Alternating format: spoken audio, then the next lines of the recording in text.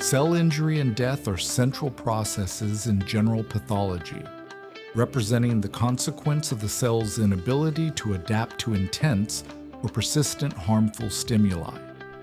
From a pathophysiological perspective, cell injury can be reversible or irreversible, depending on the intensity and duration of the damaging agent, as well as the metabolic state of the affected cell.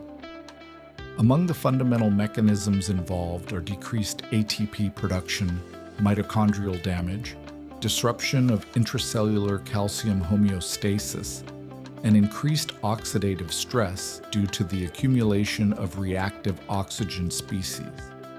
In turn, these alterations lead to structural changes such as cell swelling, cytoplasmic vacuolization, and membrane alterations, which can be reversed if homeostatic balance is restored.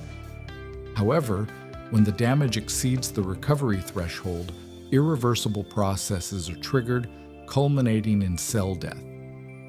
From a morphological and functional perspective, cell death can manifest primarily as necrosis or apoptosis, each with its own distinctive characteristics. In fact, necrosis is associated with acute damage, loss of membrane integrity, and a secondary inflammatory response, and can adopt specific patterns such as coagulative, liquefactive, caseous, or fatty necrosis, depending on the tissue involved and the causal mechanism.